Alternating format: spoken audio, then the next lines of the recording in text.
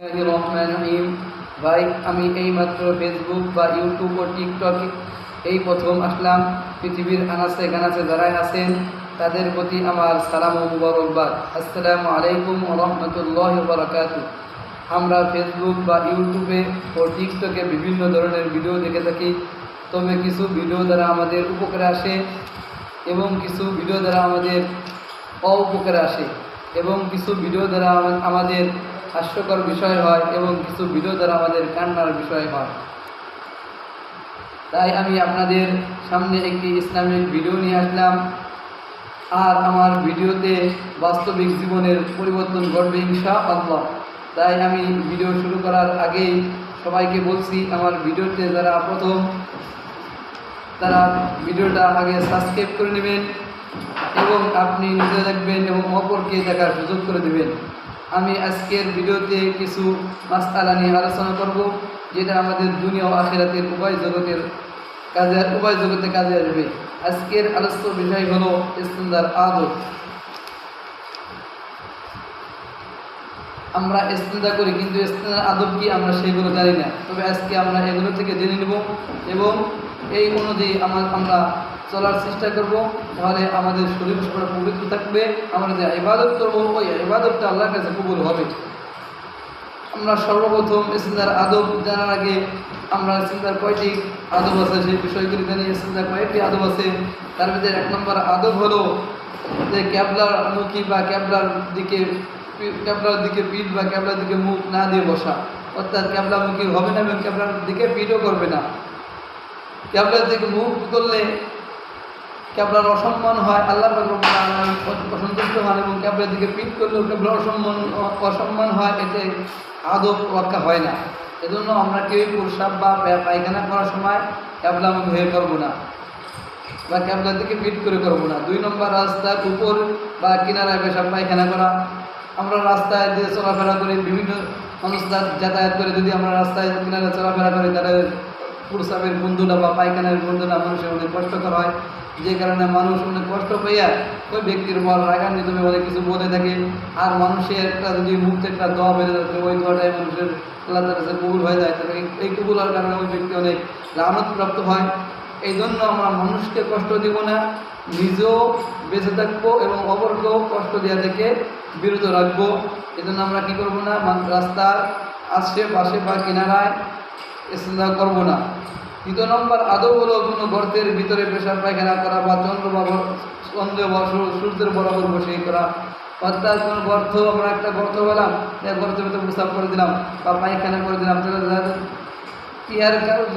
যদি গর্তের ভিতরে প্রস্রাব করা হয়, তাহলে দেখা যাচ্ছে প্রস্রাবের পানি পাই একটা বিষাক্ত পোকা আমার করে আসে আমাকে আপনাকে ক্ষতি করতে পারে। এজন্য আমরা গর্তে প্রস্রাব করবো না, পোকা আমার ক্ষতি হবে না, আমাদের উপর ক্ষতি হবে না। এবং চন্দ্র ও সূর্য, এটা আল্লাহ পাক রব্বুল আলামিনের একটা সৃষ্টি, যেটা আমাদের উপকারে আসে। এই জন্য আমরা চন্দ্রের দিকে মুখ করবো না, মুখ করে প্রস্রাব করবো না, ওর দিকে ফিরেও প্রস্রাব করবো না, তাহলে আমাদের ক্ষতি হবে।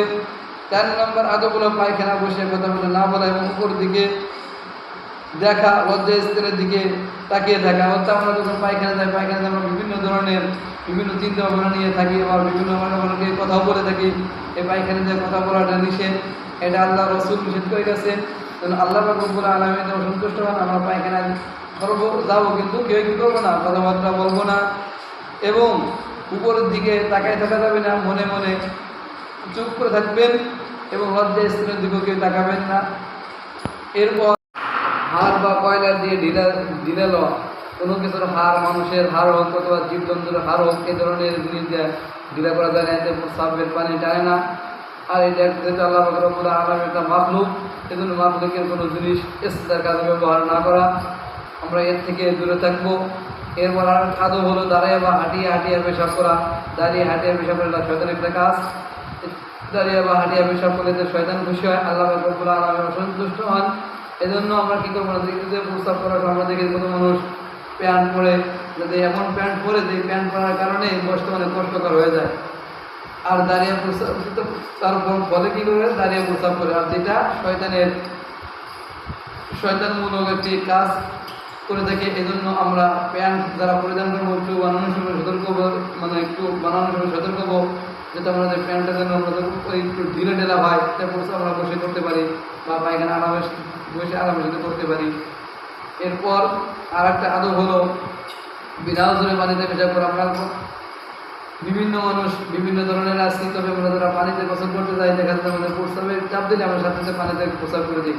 এর ফলে কী হয় যে অন্য মানুষ যদি পানিতে গোসল করতে আসে, তারা গোসল করার কারণে মানুষের প্রস্রাবের গন্ধটা তাদের নাকে দেয় বা পানিটা একটু বিস্তৃত হয়, যার কারণে মানুষের একটু ক্ষতি হয়। এই কারণে আমাদের যখন প্রস্রাবের চাপ দিই তাহলে আমরা একটু উঠে আমরা সাইডে যা প্রস্রাব ফেলে আবার আমরা পুকুরে গোসল করতে পারবো, কোনো সমস্যা নাই। কিন্তু আমরা প্রস্রাব বা পায়খানা যদি কোনো বেগ চাপ আসে তাহলে আমরা পুকুরে বা পায়খানা করে প্রস্রাব করিব না। আর একটা আদব হলো ফলদার ছায়াদার গাছের নিচে পায়খানা বা পেশাব করা।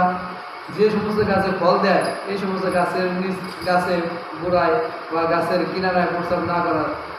যদি প্রস্রাব করার কারণে ক্ষতি এই হয় যে ওই ফলগুলো, তো এক নম্বর ক্ষতি গাছটা মরে যাওয়ার সম্ভাবনা থাকে, যদি প্রস্রাবের বিষটা অনেক মারাত্মক বিষ, এই বিষের কারণে গাছটা আস্তে আস্তে মরে যাওয়ার আশঙ্কা হয় এবং ফলগুলো শুকিয়ে যায়, ফলগুলো কোনো আরাম স্বাদ থাকে না, একটা গন্ধ জাতীয় যদি একটা সৃষ্টি হয়, যেই কারণে ফলগুলো আমাদের কোনো উপকার হবে না, আমরা খাইতে পারবো না। অথবা অন্যের গাছের গোড়া যদি প্রস্রাব করি তাহলে অন্য অপর কষ্ট পাবে, এই জন্য আমরা অপরকে কষ্ট দেবো না। কোনো গাছের ফলমূল গাছের নিচে প্রস্রাব করবো না, এবং যে সমস্ত গাছ ছায়া দেয় ওই গাছের নিচে আমরা প্রস্রাব করবো না। ছায়াদার গাছের মানুষ অনেক খুব পরিশ্রম করে যখন অনেক প্রচণ্ড রোদ হয়, রোদের থেকে একটু আরাম আয়াস নেওয়ার জন্য গাছের ভিতরে গাছের নিকট আসে, ছায়া উপভোগ করেন। আমরা যদি ওদের প্রস্রাব পায়খানা করে দিই তাহলে মানুষ ওদের গাছ ছায়া দিতে পারবে না, অনেক কষ্ট ভোগ করবে।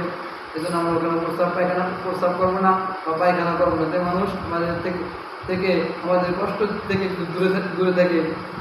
আর একটা আদব হলো গোসলখানায় পায়খানা পেশাব করা। যে আমরা যেখানে গোসল করি আমাদের নির্দিষ্ট যেখানে গোসল করার স্থান আছে বা অন্য মানুষ যেখানে গোসল করার জায়গা তৈরি করছে, আমরা ওখানে প্রস্রাব পায়খানা করবো না, যাতে মানুষের কষ্ট না হয়।